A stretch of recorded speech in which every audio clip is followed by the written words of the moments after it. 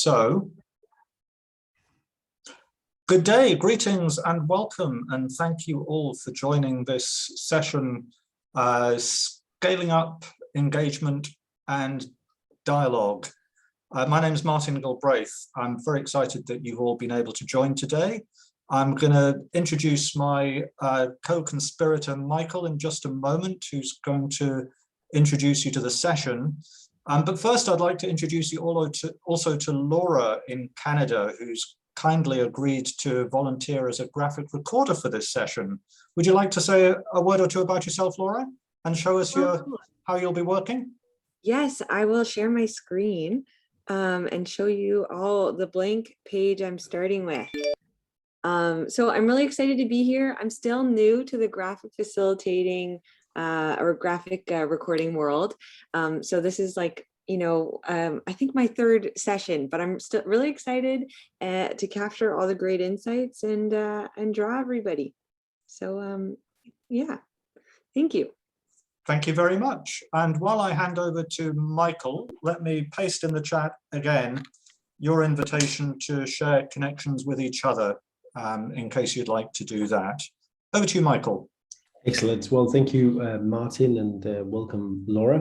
My name is Michael Ambjorn. I'm very excited to be with you here today, dialing in from Denmark, and I see we have people here from all over. And for those of you who just joined, if you wouldn't mind just adding your whatever country you're in to the end of your name on Zoom, that's super helpful.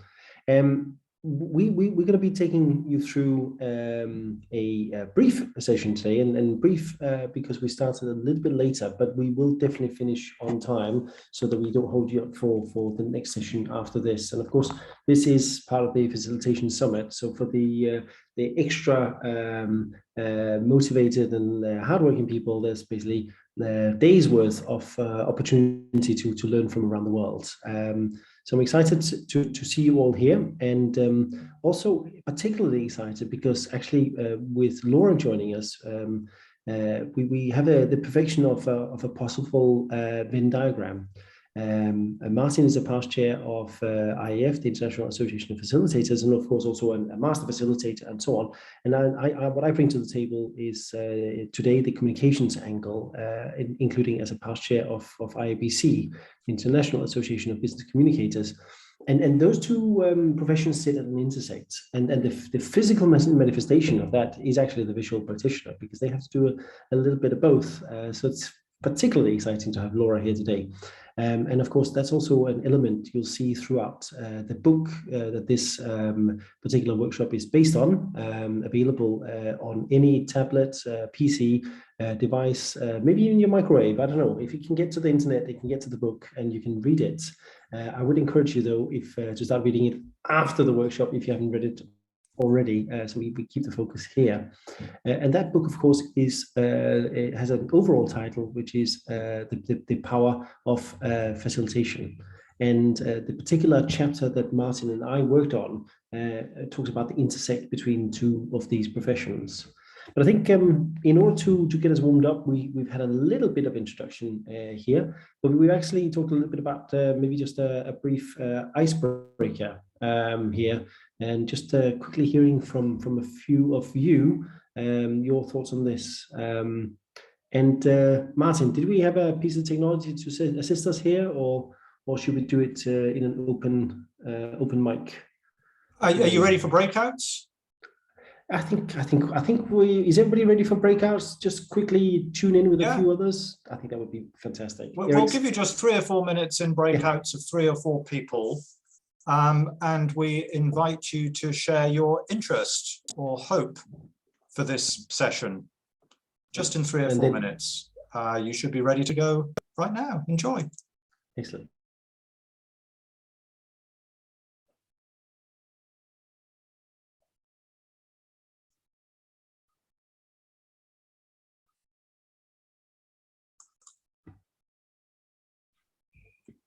Welcome back. You should find we have everybody here round about now. Fantastic. All right, well, welcome back. Eric is doing the traditional thumbs up. This works really well. Should we also just do a quick test here? I'm sure you all Zoom experts, possibly aficionados, who knows? But either way, let's see if we can operate the controls. Could we just quickly, first of all, check that everybody was able to get into a breakout room and maybe use a reaction, anyone you like. There we go. Yes, it's all working. Fantastic. A heart there from an eye. That's great. Excellent. Perfect. And then just a quick poll here. So who's actually downloaded the book already? Put maybe your thumbs up or put your hand up there, Manai, and Mark has. Yeah. And then the challenging question here: has anybody actually read it? And the answer no is also valid. Mark has learned it by heart already. I can tell. That's good. That's appreciated. Of me started the process. Great, excellent. And Anas is slightly shocked. That's fine. Great. All right. So you had an opportunity to talk amongst yourselves a little bit. Maybe, Martin, we could just share the link to the book. Again, we would encourage you not to go and download it right now, but just so you have it, just in case. But you had an opportunity to connect with each other, I'm just super keen to hear what you're hoping to take away from the session today. I realize this is one of probably many sessions you're looking to attend during the Facilitation Summit, but I'm keen to hear what your motivation for pitching up this fine Friday. Is anybody keen to go first, or should I volunteer somebody? Is that reasonable? I'm going to go ahead and raise your hand if you'd like to speak. Use the hand raise function. All right. There we go. Yeah. Runal. Yeah. Hi. So I think one of the main reason I would say that I wanted to attend Martin's sessions because he had been to India, had facilitated some kind of a plenary, but had an opportunity to experience him personally.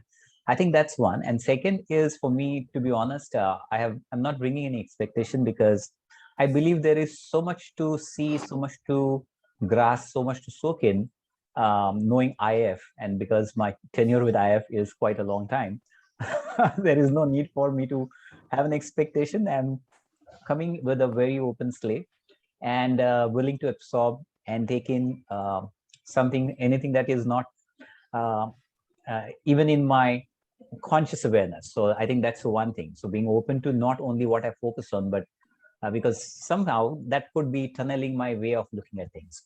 So I'm just open to take in and soak it in. Thank you. So I'm looking forward to, Michael, your sessions as well. That's great. That's great. Thank you. All righty.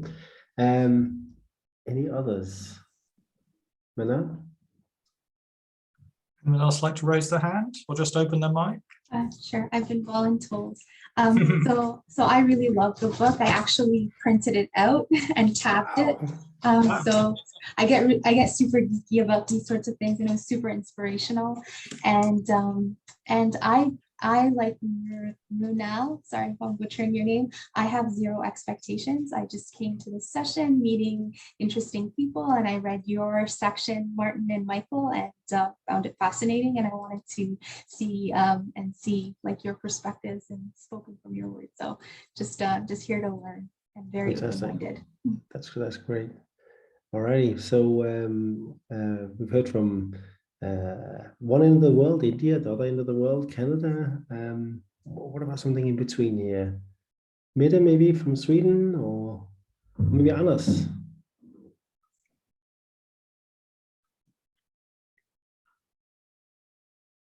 Right, that means we're going to go to Edinburgh. Mark, well, what do you think? Any thoughts from you? Well, I'm here because I'm love to hear more from the two organizers, such respected people. And this is a topic that I sometimes have struggled with in the past, to be honest. So I'm very keen to have another think about how we can reach out and scale and engage more and more people into some projects and work. Great, and then you're hinting at something that this is maybe not as easy as it might seem, so that you come to the right place. We can't solve all problems for you, but we can at least explore them together. Anas. I'm totally agree with do you say that Runal? Is that how you pronounce it? Okay. To just jump into something and see where it leads. But actually, I'm also very interested in the ladder of engagement, the ladder of participation. And I've been working with that tool for a very long time and given it a lot of thoughts over the years.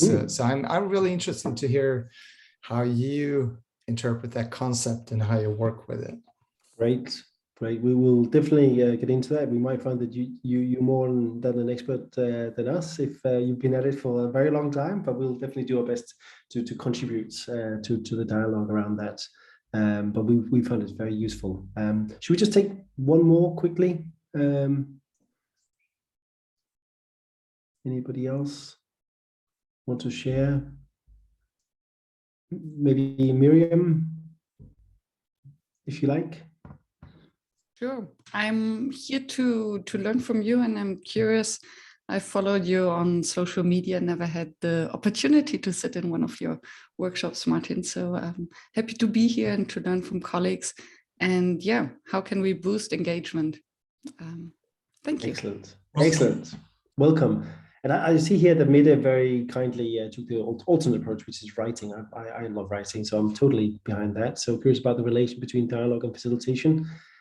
Topic I'm a nerd about myself. Yeah, that I like that. And then Dia from Indonesia says, need insights on dialogue, especially with multi-stakeholder dialogue. Yes, that is a tricky area. Perfect. I think let's basically dive right in. But before we do that, I also just quickly want to emphasize that I hope you managed to basically connect to some new people as well, meet some people you haven't met before. That's also part of why we're here. I'm going to do the exciting bit, which is I'm going to try and share my screen. That never quite works as one would hope necessarily. So I'm just going to try and do that again. And if you can just tell me if I'm actually showing the slides the correct way. Let me try this now here. One day somebody will find the optimal way to do this. Alrighty. Do you see the slide in full screen or as close to any moment? Now we do. Now Beautiful. you do. All right. Well, welcome to the Power of Facilitation, and specifically at the Facilitation Summit this year. And we really owe a debt of gratitude to an amazing and remarkable and inspiring team from around the world. You can see them all listed here. This really has been a multi-year effort and exploration and an intense collaboration, including some what's it called, sidetracks, alleyways, and whatnot. Some real like any multi-stakeholder setup always brings with it a bit of what you put in, and then lots of extra things on the side. And it's been the beginning of some new friendships as well, which I'm very excited about. But they're all here, and I've encouraged you to get to know them all. I'm wondering whether Martin maybe could share the link to the website where they're all listed, because they're all people who have interesting things to say about facilitation and are worth following. Now, specifically today, I'm afraid you have to make do with just Martin and myself. We mentioned just briefly, Martin is a CPF. So for those not in the know with that is a certified professional facilitator at the master level, really a veteran in IAF and of course a past chair. And then what I bring to the table today is the commons element, and specifically what we call as a past chair of IABC, which has its own designation system. And in this particular case, you can see it says SCMP. So that's the highest level of certification available through IBC. And then we owe a deep and profound debt of gratitude to a range of graphic facilitators. Of course, Laura, who we have with us today, but of course, you'll see some graphics here. For example, the one from Chitra actually summing up the chapter. But let's get into it, and then basically let's talk a little bit about what we are hoping to cover in the session today.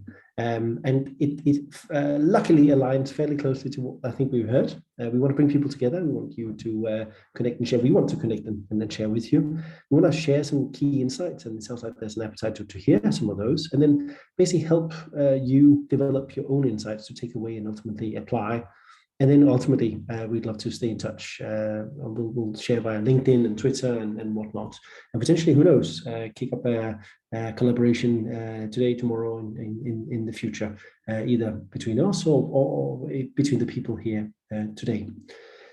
So the agenda is a 5-part agenda, and actually we've covered the first one, so we're actually 1/5 of the way already. So we're making good progress. The next thing we're going to do is to look basically at the key insights from the chapter, and we'll basically pick up a few key points. We won't get into the full depth of the chapter with the time available today, but we'll start digging into it, and we'll give you some points of exploration basically within that.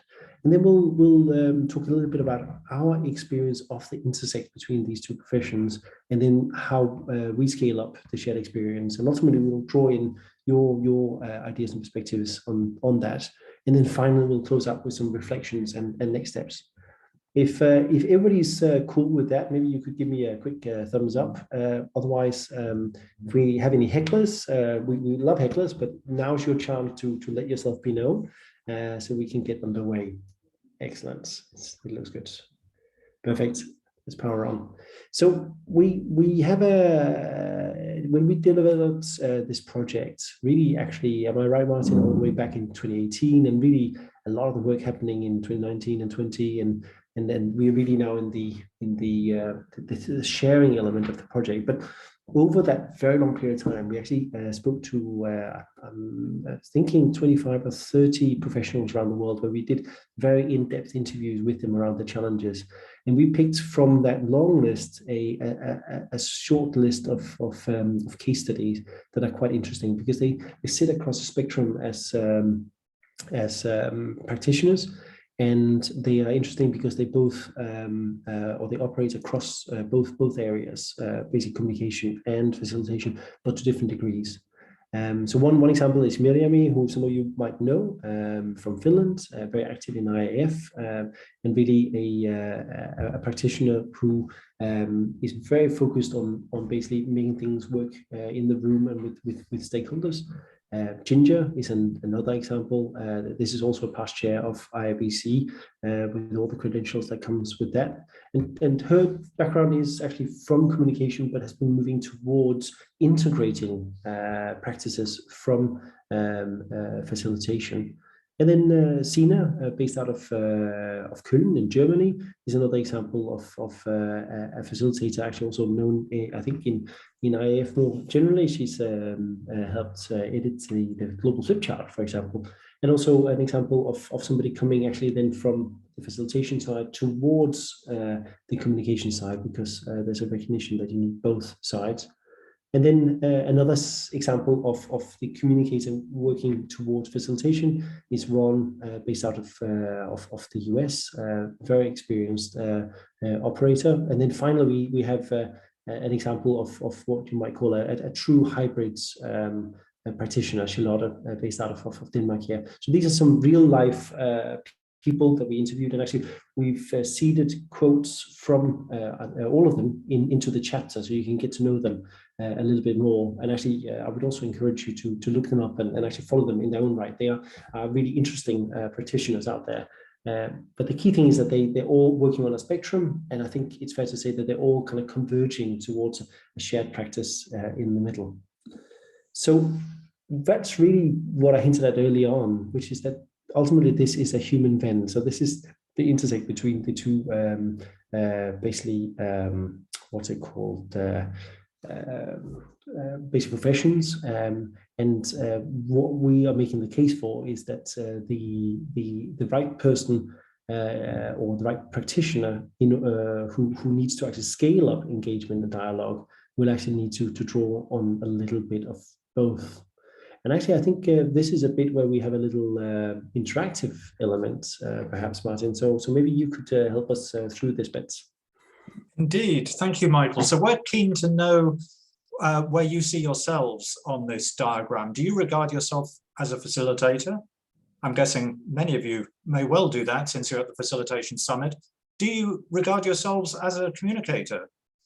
Where do you see yourselves in these professions? Or do you see yourself as straddling that sweet spot in the middle that we've labeled hybrid? We'd like to invite you to use the annotate tool in Zoom.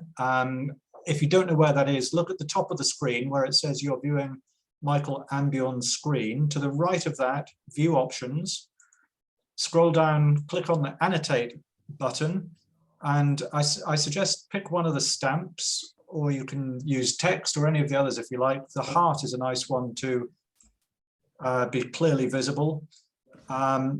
Make a bit of a mark on this Venn diagram to show us where you see yourself. And then maybe we'll ask 2 or 3 people to say something about why you put yourselves where you did. No surprise that there's lots of facilitators in the room. Interesting that we haven't yet seen anybody who's not a facilitator. If you're in the room and you're not a facilitator, I just want to say it's okay. You're very welcome. Yeah. Would anybody like to say anything about why you placed yourself where you did? How do you see your own relationship to these 2 professional spheres? Anyone? Please go ahead, raise your hand. Or open your mic and speak, since we're a smallish group. I can speak up. Yep. Please. I was thinking about this morning, actually, the number of different angles of approach that we have with our clientele. And the facilitation is what happens when you're in delivery. But there's all of the other communication that needs to happen, which is creating excitement, already approaching the client, how you talk to them, creating excitement for the event, how do you formulate the language that you use in the event, and how do you give feedback at the end. So you really do own the chain of communication from the beginning to the end, especially if you're working with journalists or other people like that. Absolutely. Thank you, Bess. Yes. Meti, is it Meti? Yes. Yeah, I can totally connect to what you said. For me, my way into facilitation has been through communication, being first a teacher, a trainer, and then more and more understanding that what I was doing, I was facilitating learning more than I was actually teaching, and then more or less leaving the training part. But also I've noticed as an independent consultant, where you all the time also need to do the client work, it's an important part to be able to actually communicate what is it that I can deliver to you. And also how can you document stuff to participants afterwards in a way so they actually can use it, so it doesn't land on the shelf like a small report or whatever kind of documentation. And especially the last 2 years of the Corona period, where we do more and more virtually, I've been so excited understanding that I can use those skills to actually make those virtual events very engaging, because you can create methods or tools for people to which are also nice to look at, and how you say, appetizing. So and that's a very important part of engaging people, so they have something nicely to download afterwards and go back to, or maybe can you make a little pamphlet instead of making a report and so on. So I think this is just a huge area opening up on merging those skills, and thank you. And it's needed as well, I think. Thank you. We've got a couple more hands raised, and then I suggest we move on. Is that good, Mark? Michael? Yep, perfect. Let's go to Mrunal next. Please go ahead. So I agree with what I heard Bess sharing about, or what Matt shared. So only thing is, the way I look at it is that communication is being a part of the professional facilitator itself. So that is how what my current view is. The way it is seen here seems to be, equal kind of a circle, that is a huge space there. I'm not able to see it that way, and hence I have put in that I'm a professional facilitator, and I see communication as a part of that. Thank you. Thank you. Dia?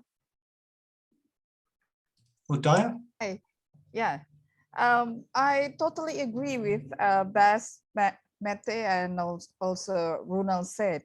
But I also think that in doing facilitation, the facilitator sometimes become the vessel for the participants to communicate what they want and what they need to other participants. So it is not only that we communicate with them, but we became the media for them to communicate to each other. Thank you. Thank you. If I can say a few words about my story in this field, I first started getting interested in this intersect between facilitation and communication when Michael and I were working together. He was my client when we first met. He was at the RSA, and I did facilitation training for him and his team and many of the fellows of the RSA. And he was chair of IABC at the time, and I was chair of IAF at the time, and we got talking about where the intersect might be, what potential there might be in that intersection. And I came to realize that obviously on a micro level, facilitation is totally communication. I mean, as a facilitator, you have to communicate with your group effectively, and your purpose effectively is to enable the group to communicate with each other. But if you want to bring about change of some sort beyond the people in the room during the time in the room, and I use that figuratively, it all depends on how you invite people into the room, what expectations and aspirations they arrive with, and what they take out of the room and how they communicate that with others and impact on others. So in order to scale up the impact of whatever happens in the room, it really depends on the communications task before and after, I think, just as much as within. So that's how I got interested in the intersection. Michael, are you ready to move on? Yeah, I think we are. Thank you for this. This is really helpful. I do see a couple of bonus extra hearts. And that's just a sign that we also have other lives than as communicators and facilitators and so on. And that's okay. So that's perfect. Cool. So let's go on. And actually, there's some really interesting and useful points raised there. And what Martin is also hinting at is the fact that this is something that we've been thinking about for more than 5 minutes. In fact, it goes back almost a decade, this ongoing discussion. And one of the key frameworks that we've kept returning to again and again over those years is the ladder of engagement, or an engagement ladder, which in this particular illustration is courtesy of the Canadian Institute of Cultural Affairs, but actually goes even further back. In fact, it might be a product of the 60s, if I'm not mistaken. Is that right, Martin? Sherry Arnstein, I think, 1964 was credited with the first version, I think. Exactly. So, and I would say, I think we encourage you all to read up further on it in its own right. It is super interesting, and it's great that we have here today somebody who's also liking or using it as a useful tool, and I'm hoping that we can add to that and draw on that as well. Now, one key thing you'll notice is that this ladder today is a little bit odd. That's because modern screens are the 16:9 kind of aspect ratio, and the ladder, in order to fit into the slide in a way that's readable, then has to be sliced out a little bit. But you could actually imagine that it all fits in one go. That said, it's actually also quite helpful from the point of view that there are kind of different 3 distinct levels to the ladder. At the very bottom of it, we have receiving information and services. So 1, 2, and 3 there. And actually, if you find the average communications person, this is mainly their preoccupation quite often, simply because if they, for example, sit in an organization that could have 1,000 or maybe 10,000 or maybe 100,000 employees. We have somebody from India here. I think there's the Indian Railways, which has definitely more than 1 million employees, right? So then unfortunately, you can't go out and have a one-to-one discussion with everybody, in which case you need to design things to basically be able to scale to that reach. Now, the catch, of course, as the facilitator would point out, is that in order to really scale things, then you probably need to draw on some of the things at the top of the ladder, basically taking responsibility, enabling people to make decisions, and really ultimately also take ownership of actually making it happen, so the implementation itself, right?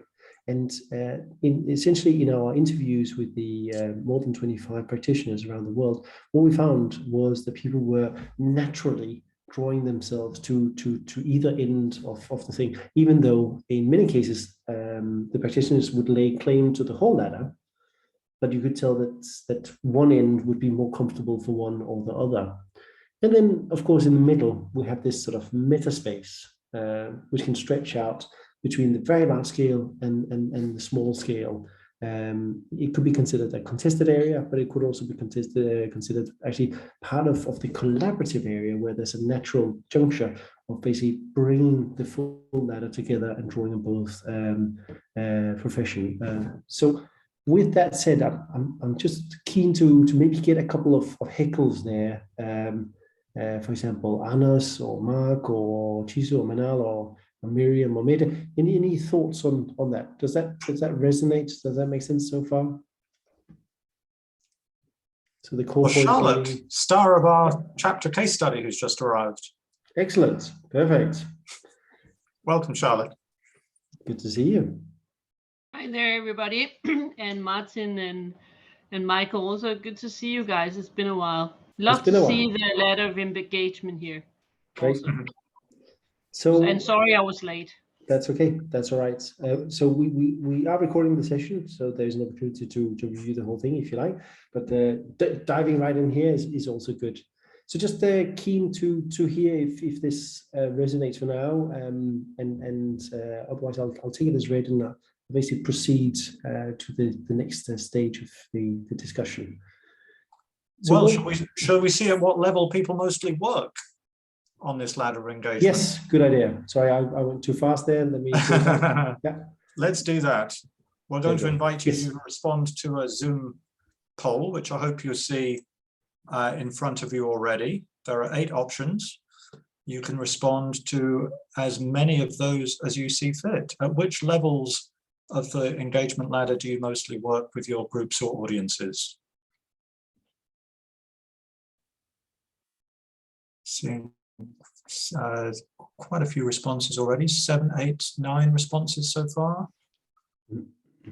We'll give you a few more moments for any more.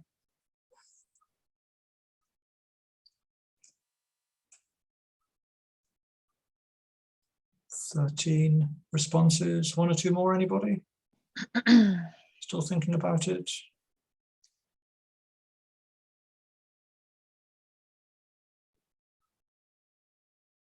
So let me end the poll and share the results. So what do you make of that? Pretty broad spread, actually. Some of us are involved at every level. Input towards the decisions is the winner. What do you make of that, Michael? Yeah, I think that conforms to our experience so far. Maybe we should give away the fact that we run a version of this discussion before for 2 reasons. One, sharing some of the insights, but also to continually validate that we're not going completely bonkers and mad and beginning to make assumptions that aren't true. So it conforms with both our assumptions, but also what we know from the practitioners from around the world, and of course also a little bit with what you shared earlier, right? That there is a leaning towards the facilitator side in this room, in which case we would expect you to be concerned even more with 4 onwards in comparison with traditional sort of mass communication, right? So that's really helpful. Thank you for that. Excellent. Are we? Let's basically go to the next stage here. Just checking, everybody. Can you see the slides? It's coming. Or maybe it isn't coming. Okay, then I think I need to. Yeah, now I see it. Now you see it. Okay. All right. So basically, what we're talking about here is really as we mentioned, the intersect. And really the potential route to a little bit of conflict in the profession or in the professions, because there's basically 2 different ways of looking at the world. So not only are the 2 professions looking at different ends of this engagement ladder, but they're actually looking at different ways of thinking about particular challenges, right? So the professional facilitator traditionally is responsible for the process and is neutral to the content and basically in service to the group. And then on the other side, you have a communications professional who is responsible for the process, shaping the content, and is in service to the client or the organization, and basically has an aim of influencing the audience, which of course is in many ways the inverse of what a facilitator might work with. And also one of the reasons why what we found in our conversations that sometimes there would be a little bit of sharp disagreements between the 2 sets of practitioners. What we do believe, though, is that there is a way of bringing both sides together and ultimately having them work together to basically do responsible, ethical, and professional servant leadership, basically drawing on those two settings. But it does require one to hold two potentially conflicting ideas in one's head at the same time. And I'm paraphrasing a famous quote, and the first person who can remember who actually said that can put in the comments, and I'll award them a beverage at a super suitable time, because it is a famous quote. But it holds true. All right, let's quickly check here if there are any questions at this stage, just in case there's anybody who would like to dive deeper into that. Otherwise, we'll basically carry on and then basically talk a little bit about the experience of the intersects here. So what we found working together, and actually we have an illustration here from one of the joint projects we've done over the years. This was a celebration done with the people of the European Training Foundation. Now, not to confuse anybody, the European Training Foundation is a body of the European Union, indeed the Commission, but they don't work in Europe, they don't do training, and they're not a foundation. But apart from that, the name is completely auto-intuitive. What they're working on is actually capacity building on basically the countries bordering Europe. And they have a super dedicated, long-standing staff, and we brought them together to basically explore their shared history. And we used a particular favorite methodology. It has many names, but one of them is the Wall of Wonder. And we helped them look across basically both where they've come from, but also where they were going. And that in itself is incredibly rewarding work. Part of the challenging element, of course, is then how do you then scale up the ongoing and onward communication to, for example, people who weren't part of that. And that's where we had to tap into part of the communication profession. And also, of course, even to the people who weren't there, but also making sure that people actually were there in the first place. There was quite a lot of work with the communications team in the client to make sure that people actually were keen on attending, participating, and contributing in the first place. But ultimately, I think what really draws both Martin and I towards this is the fact that it is just deeply intriguing, this intersect, right? So areas that are difficult are sometimes also the most interesting. Martin, would you like to maybe add a word or two to this? I could add, well, I mentioned in the chat, Brunel may remember the exercise. This is the same process as I did with the IF India conference that he referred to earlier. I see Charlotte has a hand raised. Please go ahead, Charlotte. Yeah, not to interrupt. I was just wanting to give a live case on the matters that you are discussing, the cooperation between facilitators and communications consultants, because I have one right now, and I've been working with the communication consultants for 2 hours this morning on a specific issue. So it's right there in my face, and as some of you might know, I also have, before starting to learn facilitation and joining the IF and earning my CPF, I worked for 10 years as a communications consultant. So that was really my way into the field, and it's so interesting to follow your work, Martin and Michael. So, but Pernille that I talked to this morning, I'm about to do a workshop for our leadership in the Danish Agency of Agriculture. And the output of the workshop will be, the management's ideas on how to cut budgets with 2% in each of their divisions. And the top leadership wanted the middle leadership to take ownership of this new, saving money strategy in each of their units, and so that's why they wanted me to facilitate a workshop.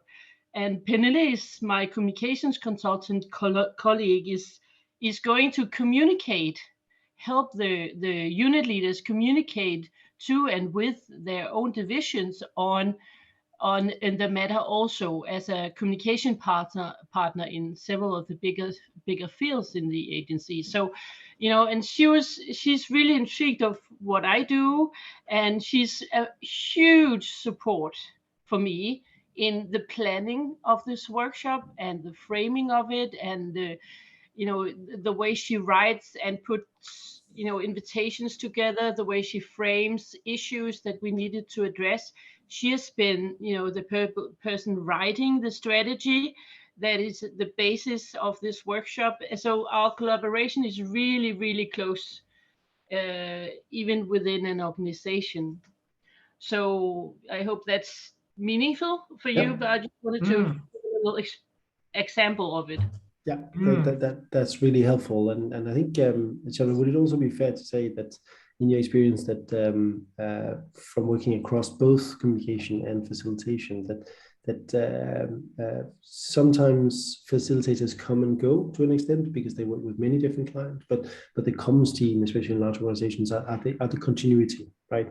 Yeah, so but as an internal facilitator, internal consultant, I stay too. Yeah, no, that's a very, very different approach to facilitation than what I've seen a lot of external consultants do. You know, my work is different, and we can have that discussion another day, and not now. But you know, I am stuck there too. So yeah, that's fair. But it's not unusual.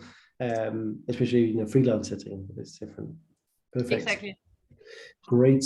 Feel free to add your other reflections from the whole team here on the chat, and also actually Martin has put out a quick link there. Martin, would you like to maybe introduce that? Yes, absolutely. I'll share my screen for just a moment in case any of you are not familiar with Easy Retro. Let me see, this looks like the one. I hope you can see that all right. I'll just make it the right shape. So the way this works is that you click on the plus sign under any of the columns. The main question is here at the top: what is your experience of the intersect of shared practice between facilitation and communication? What have you found rewarding or exciting? To add an idea, click on the plus, type your idea, and click on the tick. And if you'd like to like somebody else's idea, you use the thumbs up. If you want to comment on somebody else's idea, you use the little speech bubble. So let us give you 3 or 4 minutes just individually while we sit here in plenary to share some of your own experience of the intersect of shared practice between these two professions. Please go ahead and respond on any of the any or all of the columns in any order you like. Sorry, can I just ask a clarifying question? Do you refer to when you have, as Charlotte's example, where you have a cooperation with a communication practitioner, or is it when you are holding the role as both? Either. Okay. Yes, thanks. Either. You might be a comms professional working with a facilitation professional, or vice versa, or you might be the hybrid person who sat there somewhere in the middle. Yes, I'm with. Thanks. And our argument is that actually all of us are in somewhere in the middle in some respect.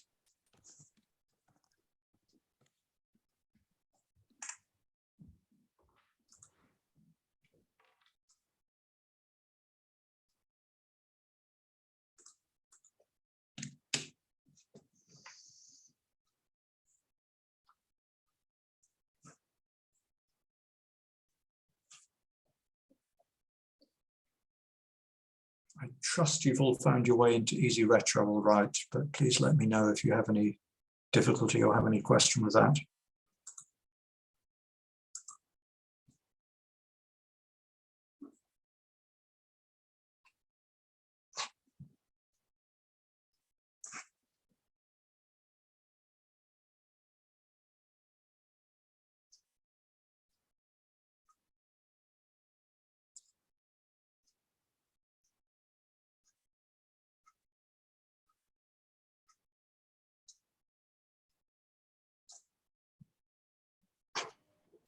just a language question, mostly to Michael, I guess, because he's also Danish. Michael, what does intriguing means in Danish? Can you translate it for me? Can you be my Google, please? I know Michael stepped away to get some water. I don't know if he's back. Is there any other Danish speakers in the room? I can translate. I just looked it up because I never remember. Hej, it's fængslende eller fascinerende eller meget interessant. Okay. Now you got a little Danish lesson as well. Thank you. All righty.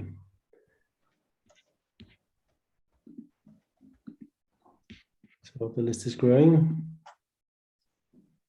Yeah, we'll give you just another minute or two to continue to add and to read what's there. And I see some thumbs up there as well. That's good. So far, there's more rewarding and exciting than there is challenging, daunting, or intriguing, but maybe that's just because we're starting from the left and working right.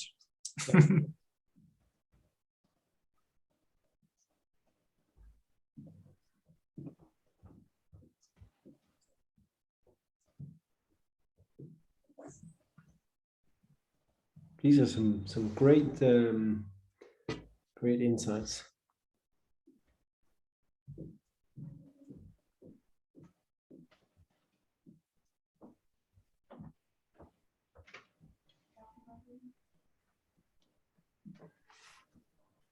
So why don't we go ahead and discuss something of what we see there? By all means, continue adding and liking and commenting on each other's ideas as you wish. And this board, this Easy Retro board, will remain available to you after the session to add to or to refer back to. Michael, what do you notice and what do you make of the responses here? Well, first of all, I find it uplifting that the exciting list is almost as long as the challenging and daunting. Just and then the intriguing list I'm also very drawn to because it's a bit shorter, but intrigue really draws you in, right? So in fact, I would be tempted to just start there and just to look at the most recent one here, using all my skills in one assignment. Yeah, that's a really good thing. That's the value of being basically a hybrid practitioner, right? And then the large number of communication tools and how often the group is not asked which tools to work for them. That's also an interesting insight. And of course, when we talk about communication as a profession, just like with facilitation, it's also interesting where we have a discussion around where does the tool and the process stop and where does the practice start? Because of course, this is an act of communication, and communicating with 50,000 people in one go is also an act of communication, but it's a different act of communication. And within all of that, there are some tools and processes. So that's really interesting. And then if just to pick one or two, maybe what I'm seeing in the middle here with challenging and daunting, you know, the contrast between the difficulty of being fully and truly impartial, as the IAF Code of Ethics actually calls upon you to do your best in that practice, right? In that element, and then also finding the hidden agenda. So this in some way speaks to also maybe even unconscious biases that we might have or other people might have that can add both friction, but potentially actually also opportunity, because it means you see things differently and it can help bring it out, right? And then on the rewarding side here, I love the when you see the lights come on, right? That's when you get it all working. That's really positive. And also, I see here at the bottom it says, my experience is that the two professions complement and nurture each other, and that the intersection overlap is quite big. And exactly. And I think that's a key point to maybe close at least my reflection out, which is that there is a massive overlap, and at the same time, it is just ultimately two very different ways of thinking about the world, and that does create some friction. But whenever you create friction, you actually also create heat potentially, and with heat you can make fire, and that can do one or two things for you. you can burn down the house if that's what you want to do, but you can also potentially warm yourself and everybody else, right? So so that's a reflection there. It brings opportunity and challenge. But I'm keen to hear if anybody else has some thoughts. Who else has a question or a comment on what you read there or what you wrote? Please go ahead, raise your hand. Or open your mic. Yeah, I just had a reaction to what Michael just said. You can also say I like the word tension. It's not necessarily friction, but tension. And tension creates anticipation. And when you create anticipation, people want to break that tension, which means they're going to go forward. So it gives you a different, more dramatic, perhaps, we use tension a lot in the theater, a more dramatic way of appealing to what, is going on in people's hearts. Yeah. And thank you for that, Bess. And also I'm seeing a little, what's it called? Nice thought about the tension there from Mark, and also an appreciation for the tool. Yeah. So we also have talking about hidden agendas. So the thing we didn't say to you up front, that we also had a secret plan to potentially introduce one or two of you to one or two new tools that you might not have tried before, just because we can, because we also think that that's interesting and adds a little bit of value and excitement. Exactly. There you go. And because we know how facilitators and communicators like tools, especially when they're working online. Yeah. We're pretty keen on marker pens when we're working face to face, but when you have to work online, you've got to get your kick somewhere. That's definitely true. Alrighty, excellent. So that's a really useful exchange here. Are we ready to move on to the next bit? I think so. Shall we? Yeah. We have another question and another tool. Yep. And I've put that in the chat. Those of you who are familiar with ICA's technology of participation might notice a structure to this session, by the way. You'll have noticed that was the reflective level, and we're now moving into the interpretive level. And for those of you who don't know what I'm talking about, I'll share a link in a moment. But we're asking now, how can we apply our facilitation and communication competencies in partnership to scale up engagement and dialogue for positive social change? And for this, we're going to use a tool called Flinger. Somebody mentioned Mural earlier. Was that in this session, or was that in? No, maybe that was in the opening session of the summit. I think it was. Well, this is like a really simple version of Mural or Miro, and I like it because it's really simple. I'm going to share my screen again for a moment and just show you how it works. So if you haven't used Flinger before, you basically click on the color you want to use, the shape you want to use. I'm going to have a green circle. You type your idea and then you click send. And then you can move your idea anywhere you like. And you can add as many as you like. And you can move them around you, and you can zoom in and zoom out. So it's a really simple little whiteboard. We're asking you to type your ideas, and if you see any that cluster together, by all means, feel free and cluster. Let's give you a few moments on that as well. We were going to go into breakouts for this, but I wonder, shall we just stay in plenary since we're quite a small group? Yeah, I think let's do that. That's right. Let's stay in plenary, but please go ahead, have a go playing with Flinger, and give us a shout if you need any help with the tool. I'm going to step away for a moment for a glass of water myself.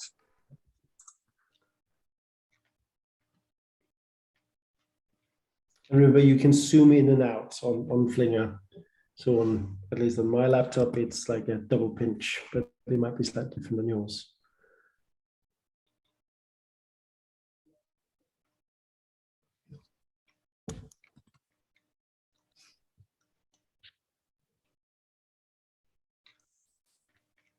Yeah.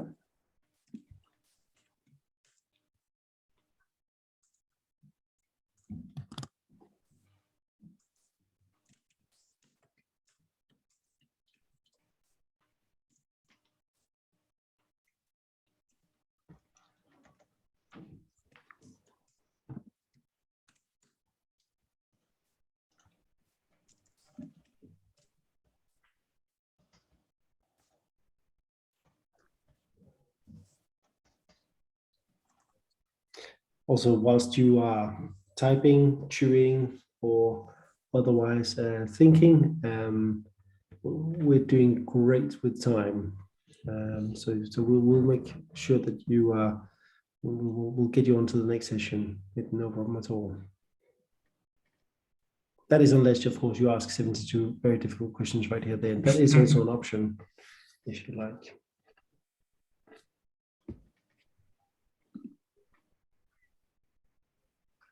There's some great ideas here for what we can do.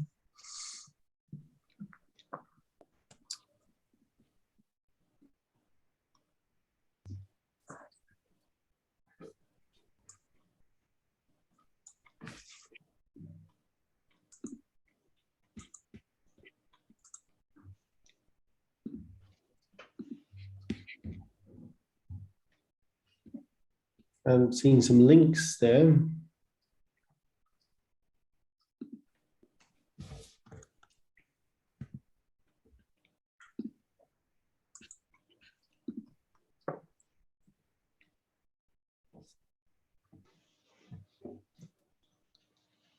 Should we take just another minute or two until we discuss? Do take the opportunity to read as well as write if you haven't already.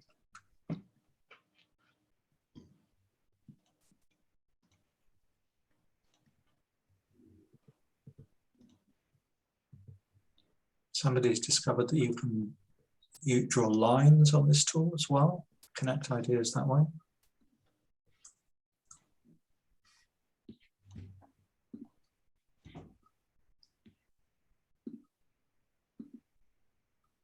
All righty. So who'd like to ask a question or make a comment on anything that they wrote or anything that they read? How can we apply facilitation and comms competencies in partnership to scale engagement and dialogue?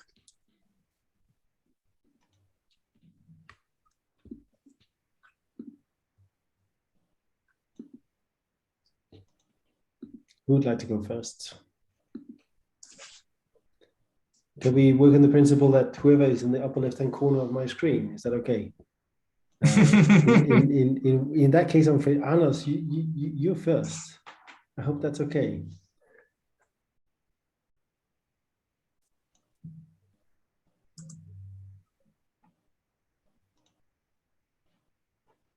Or maybe... I'm not seeing Anders. Oh, there he is. Yeah. Any thoughts? But he's not responding. I see Terence there in we the go. upper left-hand corner of my screen. Oh, go ahead, Anders. Yep. Sorry, I missed the question. That's okay. So What is jazz? That's we invited you to pick any of the things you're seeing here. Maybe something you wrote yourself, or maybe what's it called? Something that somebody else wrote that you thought you'd highlight.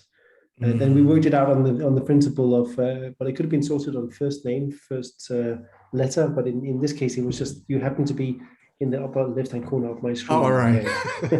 Sorry about that. Now, I was actually reading the post-its here, son.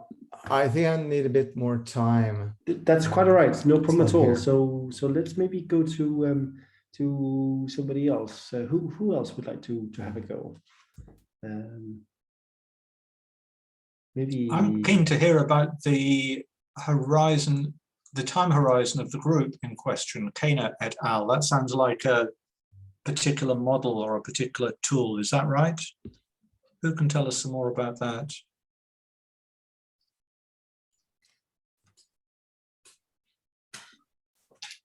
The tool from Keener is talks about multiple time frames for a group, and when you do large scale engagement across multiple organizations, it's helpful to reflect on what time frame they're in. So when people are moving from the aspirational strategic level, which is large, big picture thinking, all the way down to the here and now, the problem is from a communication standpoint, they often write things in the aspirational level and the group is in the here and now. So an example would be in a hospital setting, when finance is talking to the whole medical staff, the emergency department is looking for data that's really relevant based on hours and minutes. Mhm. And the chronic care floor is looking at data that's based on months and years. Yeah. But everybody's getting the same report quarterly.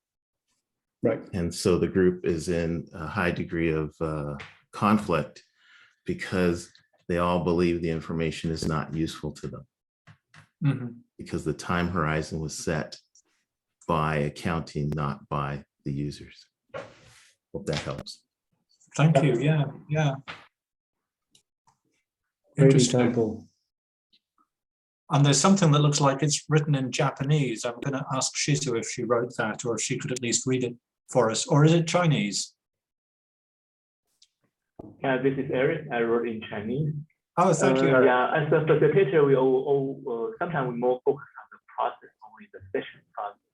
But when I'm thinking about how to extend the positive social impact or social change, so to using the how to say that communication strategy is not seen, it's not guilty, it's not direct and neutral. So sometimes how to we as a facilitator, when we are doing the facilitator session, how to leverage that kind of power or leverage that kind of resources will help us to help the sponsor to achieve the higher impact. I'm complete. Thank you. Who else? What have you learned from this about what we can do together as facilitators or communicators or as hybrid practitioners, combining both skill sets?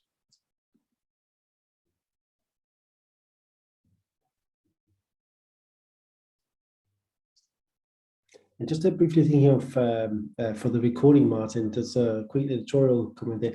Will people who are accessing the recording be able to access this? I guess that's a good question. Right? We will share the slides as well as the recording afterwards, and there'll be a screenshot of each of these tools. Perfect. In the slide. So yes, thank you for mentioning that, Michael. The reason I'm sharing my screen now is I realized that those watching the recording would not know what we're talking about, or at least they would not see what we're talking about. Yeah, yeah. So now they can, at least for a moment. Alrighty, so let's basically dig into a couple of things here. I'm just going to read a couple of them out. And actually, we have AG raised her hand. Excuse me, Michael. Yep. Yeah. Thank you, Martin. I just wanted to say that what I've realized, facilitation skills, they sometimes support communication. But now from the discussion we've just had, I think it's important to have skills in both areas, especially when it comes now to engage in various stakeholders, maybe in a project or in an activity. If you can facilitate well and you also have some communication skills, then I'm sure you'll reach your desired outcome easily. Thank you, Martin. Thank you. Thank you for Absolutely. that. Sorry, Michael, go ahead. No, I was just going to say that that's entirely true. It makes complete sense. And I was just going to pick on a couple of other things I saw here. So one, give lively and relatable examples. And I think we had that from Jerry Mings in Canada there. Really good, very practical example that we could all relate to and understand, right? Listen, and listen. This is, they're all saying in real estate, it's location, but in real life with real people, listen is a great call to action. And outline a clear communication roadmap. Yeah, that makes complete sense. Provide safe space for participants. Can't disagree with that. A positive climate of engagement, definitely, and get to know the context well. I think that's absolutely crucial, right? And now there's a kind of an opposing one, which is complex context blocks the way, and then that's definitely true. This is a really helpful and useful list, and will be a great reference to remind us all. As we do this kind of work, which is difficult work, that it helps to basically look back and see what other people are thinking there. I think we have two raised hands here, Midde and then Bess. Yeah, thank you. I got aware about the theme of inclusion related to what we talk about. To be aware of how you can frame like a dialogue session, for instance, the method, the instruction, in ways which are so clear that you really lower the access for everybody, like the principle of leaving no one behind, and really, you know, we want to work with inclusion, and we want to work with engagement, but sometimes maybe we fall in love a little bit with our own methods and our, you know, we love complexity and we want to, you know, work with that, but for some people it gets so complicated even to engage in the dialogue. So to use the communication skills to be really, aware of how make it simple to enter into the dialogue. So the method is not being like a hinder for that. That's a really good point you're sharing there. And I would add to that for example, today we've used a number of different tools, and that's because we're fairly confident that the people joining this session are both interested and excited about that. But with other groups, we might not have done the same, right? Because we might have realized that even just getting onto Zoom would have been exciting enough in itself, if that makes sense. Bess, any other thoughts? Yeah, I just one little thought. I just added a pink balloon in the middle of the page. Humor. Yeah, for sure. We have to generate humor. We have to generate laughter. We have to generate occasions for comparisons. Again, maybe not tension, but comparisons that are incongruous and make people laugh, and that immediately bonds people. That's really helpful. And actually, I just realized something new. Apparently, you can actually use emojis and interaction, because Martin's just taught me a new trick. So he used a balloon there. That was a new one. There is a balloon available in the reactions button. You might find that helpful during this balloon-themed summit. Excellent. Now might be a good time, Michael, to ask. Oh well, we've got his hand raised. Then let's ask Laura to share her visual with us, because that's a practical example, I think, of how to combine facilitation and communication. Yeah, but just before that, Anas, what have you got? All right, I was just thinking about how to combine the competences, and I'm reading the post-it about outline a clear communication roadmap. When I facilitate workshops, I do always have some planning meetings with my client first. And in those client meetings, I use kind of a communication method, because I ask them, what do you want the people in the workshop to know, feel, and do after this workshop? And that's pretty much a communication tool that I've learned years back. And also when I'm doing the planning of the workshop, I think in terms of what kind of communication do we need before this workshop, during the workshops, and after the workshop. And in that way, you can kind of make a plan for the communication through the whole event, in collaboration with the client, and of course, with respect to the participants. So that was just a thought that I got out of this clear communication roadmap, that where I think the two professions come together pretty neatly. Yeah, I think that's a great example, and hidden away in the chapter, I think we share one or two more methodologies that complement what you share there. That's a really good insight. So thank you for that, Anas. I'm conscious of time here, so should we have a quick look if you're comfortable with it, Laura? Well, I'm excited. This is so exciting. There are so many great insights. I feel like I need to dive in afterwards and really build out some of these takeaways that we're coming with today. But I will share my screen with you all in 3 seconds. It gives me like a 3-second hop between apps. Okay, so I started working here on the Venn diagram, pulling some of the key pieces you brought together about, you know, what it's like to be a facilitator and a communications professional. As I went through it though, I wanted to build, you know, bring out that hybrid section because it seems like there's more of an overlap. So I think following this, I might, you know, widen that a bit. And then, you know, we've got our people here starting, they're using the tools of the engagement ladder and starting on their journey. Of course, like at the start of the journey, there's some of the things that you find intriguing that get you excited on your hike. But along the way, you know, there's a few things that will be daunting, but we're all, as somebody mentioned, it's just attention. It's on to the next step. You'll have some rewarding moments. And then I think it ultimately leads you up to what are our greater goals for scaling up for social change. And so that is where I landed, but I have so much more to do to really take away from like the great insights today. So I just appreciate you all for coming today and sharing your thoughts. Great. Fabulous. Thank you, Laura, for demonstrating visually that sweet spot in the intersect between facilitation and communication. Brilliant. We've got just over 5 minutes to close, Michael, and we should probably try and let people get away a moment or two early. Because I'm sure there's something else about to start as soon as we finish. We should. So we're gonna do a quick canter through the final bits here.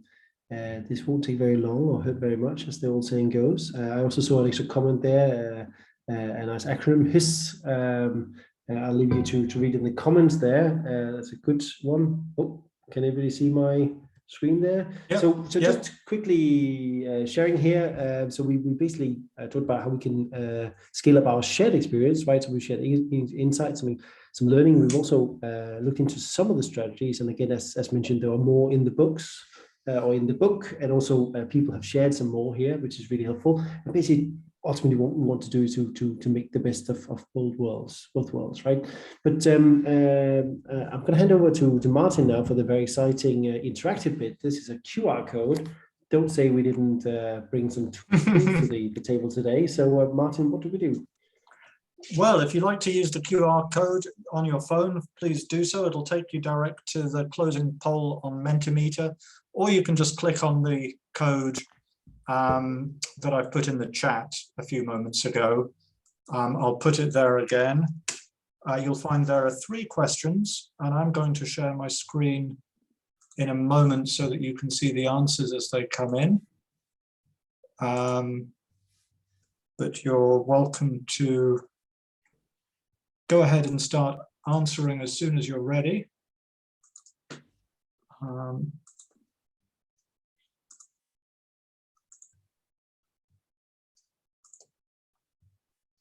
So on this opening screen, you'll see that you can share the love by clicking on the little love heart at the bottom there. And for those who are on the chat, you'll notice that Laura has also put out the link to the mural that has some visual summary in progress, right? Great. Yes, thank you, Laura. I trust you're seeing the Menti responses, are you? Yep. On your shared screen. Flinger. Easy Retro. Nobody's mentioned the font this time. Last time, I remember the last time we did this session, Michael, everybody loved the font on the slides. This is true. This is true. You never know what people are going to appreciate most, do you? And if people would like to know what the font is, then we can reveal that. I would have to look it up. Yeah. So thank you so much for your feedback. As I say, I shall capture the outputs of each of these tools and I'll include them in the slides that Michael has been sharing, and I'll upload that document to the event page of the Summit website soon after we finish. The recording will appear there sometime after that. I'm not sure exactly how long the recording will take, but the recording also will be there. 5 responses so far on how you rate the session. Thank you for that. And how are you feeling right now? Cool. Excellent. We'd love to hear any other reflections and feedback verbally before you go in the last minute, if anybody has any. Whilst you're thinking about that, basically what we covered today was to bring people together, connect and share. We shared some key insights from the chapter, and then obviously we developed together our own and your insights to take away and apply. And then, as we mentioned before, we'd love to stay in touch, and of course the book is available there for you if you'd like to pick it up. So far downloaded by thousands of people across 100+ countries, which is something we're quite excited about. Any final words? Should we have one from Edinburgh? Mark, any thoughts? Thank you, folks. It's been very interesting in all the levels, which is a nice thing when people use all those levels of content and process and engagement and connection. I think that's super. Thank you very much. Great, thank you. Thank you. Thank you. Thank you very much. Great. One other thing before you go, just to say, I'm a little plug for my second session today. If anybody is still going to be awake at, I think it's going to be 9 o'clock Central Europe time, that would be 7 p.m. UTC. I'm doing a session with Adam Kahane about his new book, Facilitating Breakthrough. So he and I will be having a conversation about that. I might just have sent you the link to the wrong session, but you know the session I mean. You can find it on the Summit website. Thank you all for joining. Thank you, Michael. Thank you, Laura, for your graphic recording. Any other closing words? I think that's it. And just on the humor, so what is the friendliest cheese? I think we can use the last second for that. Well, it is, of course, halloumi. Alrighty. See you all. Cheers. Bye. Thanks, everyone. Bye for now. Thank you, everyone. Please return to the main stage for the next session. Thank you, Martin, Michael. And we'll see you later. Thank you. Bye-bye. Thank you all. Bye for now. Great to see everybody. Thank you.